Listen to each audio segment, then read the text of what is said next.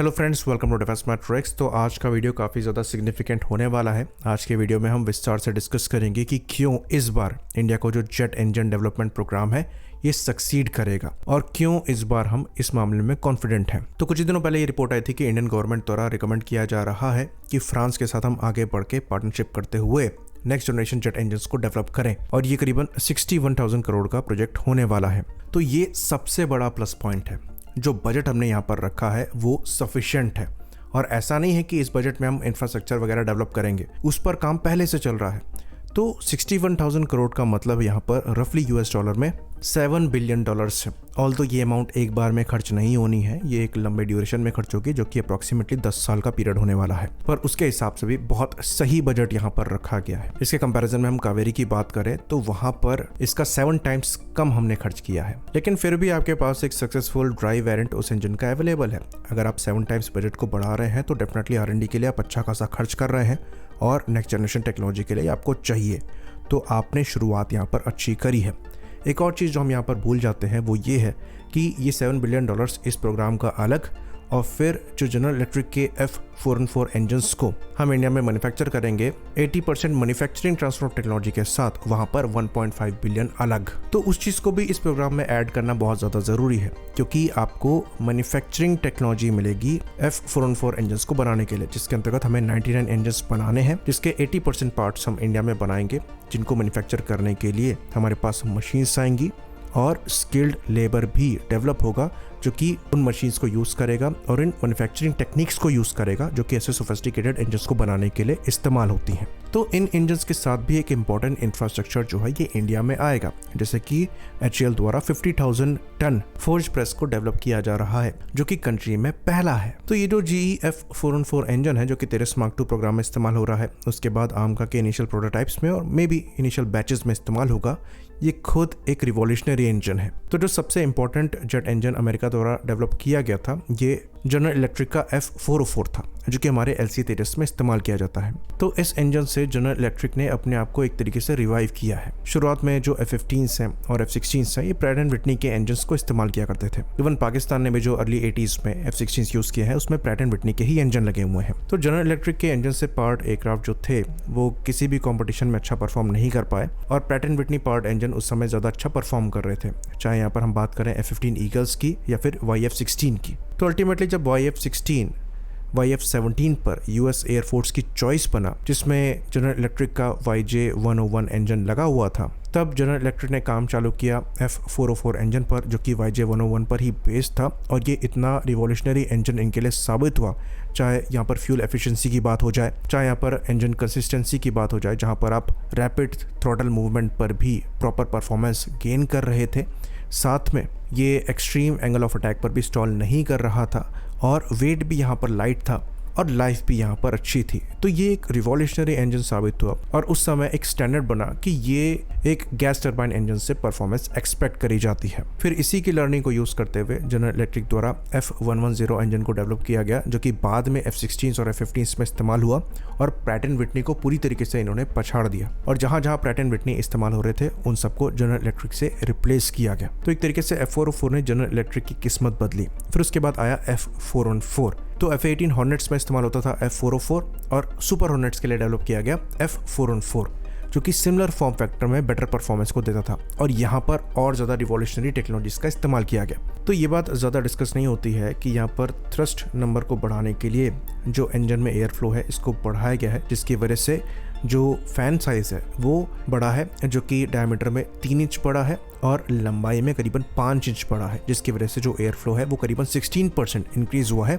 F404 के comparison में। लेकिन F404 के सेम फॉर्म फैक्टर को रखने के लिए यहाँ पर जो आफ्टर बर्निंग सेक्शन है उसकी लेंथ को शॉर्ट किया गया है और जो कंबस्टर है उसकी भी लेंथ को शॉर्ट किया गया है और वजन को कम रखने के लिए कई रिवॉल्यूशनरी टेक्नोलॉजीज का इस्तेमाल किया गया, जैसे कि कंप्रेसर में ब्लिस्क का इस्तेमाल किया गया है। इसमें सेपरेट डिस्क और ब्लेड्स नहीं है, जिसकी वजह से करीबन 23 किलोग्राम यहाँ पर वजन कम हुआ। बाद में कंपोजिट केसिंग का भी इस्तेमाल किया गया, अगेन वहाँ पर वजन को कम रखा गया।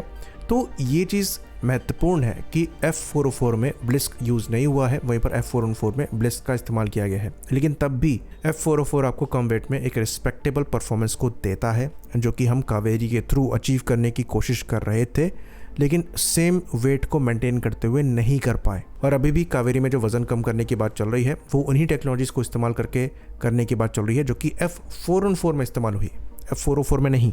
तो ये शोकेस करता है कि F404 कितना बड़ा रिवॉल्यूशन था। तो F414 सेम फॉर्म फैक्टर में आपको 98 किलो न्यूटन का मैक्सिमम थ्रस्ट देता था, जो कि F404 के केस में 75 के अराउंड था।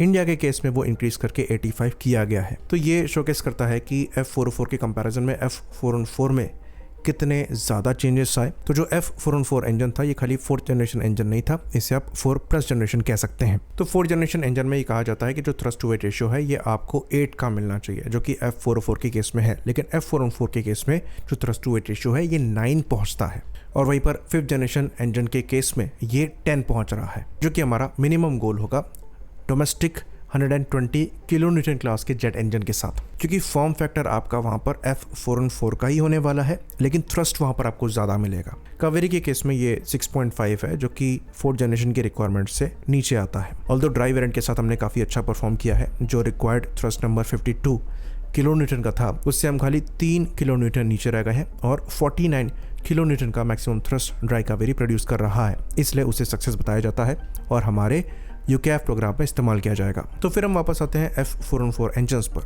तो F414 के साथ केस ये हुआ कि पहले आपने इसको F404 पर एडिशनल काम करते हुए, थ्रस्ट नंबर बढ़ाते हुए, नई टेक्नोलॉजीज का इस्तेमाल करते हुए thrust to weight ratio improve किया, लेकिन उसके बाद भी इस पर एडिशनल काम किया गया और एक EPE वर्जन इसका निकल कर सामने आया, जहाँ पर थ्रस्ट नंबर जो है ये 116 kilo Newton similar form factor में, सिमिलर साइज में पहुंच रहा था। और उसके लिए जो टेक्नोलॉजीज डेवलप करी गई वो इनके नेक्स्ट जनरेशन इंजन्स में इस्तेमाल करी जा रही हैं। तो 2006 में ही GE ने काम चालू कर दिया था जो F414 इंजन है, इसका थ्रस्ट 15% इंक्रीज करने के लिए और इसकी लाइफ को भी इंक्रीज करने के लिए। तो पहले यहाँ पर जो हाई प्रेशर कंप्रेसर्स हैं उनको कम किया गया, खाली 6 हाई प्रेशर कंप्रेसर यहाँ पर लगे, जो कि पहले 7 हुआ करते थे। तो जो एफिशिएंसी है वो 3% अब चली गई।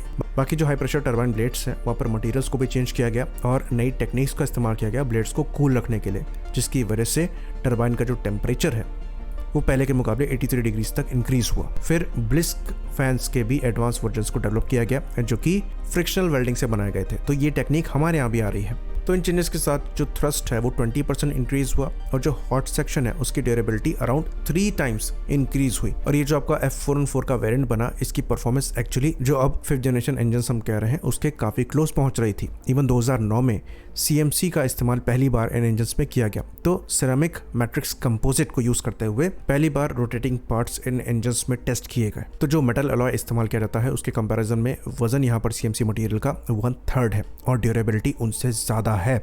साथ में ये हायर टेम्परेचर पर ऑपरेट कर सकते हैं और इनको अलॉय ब्लेड्स की तरह कूल एयर आपको नहीं प्रोवाइड करानी पड़ती है, जिसकी वजह से यहाँ पर लाइफ इंक्रीज हो रही है, थ्रस्ट इंक्रीज हो रहा है और फ्यूल एफिशिएंसी भी इंक्रीज हो रही है। तो ट्रू सेंस में ये 5th जनरेशन इंजन बनता है और इसी की टेक्नोलॉजीज को इस्तेमाल करते हुए जो नेक्स्ट जनरेशन इंजन्स हैं ये अमेरिका द्वारा डेवलप किए जा रहे हैं, जो कि इनके 6th जनरेशन फाइटर प्लेटफॉर्म में लगेंगे। ऑल्दो जो इंजन हमारे द्वारा लिए जा रहे हैं ये जो स्टैंडर्ड F414 इंजन है उसी का एक वेरिएंट है जिसे INS-6 कहते हैं। तो ये पूरी कहानी सुनाने के पीछे रीज़न ये था कि एक सक्सेसफुल इंजन बनाने के बाद आप कैसे उस R&D का इस्तेमाल करते हुए बेहतर होते चले जाते हैं और F414 जैसा इंजन आपने डेवलप किया उसके बाद आप उसके भी बेहतर वर्जन्स को बना रहे हैं।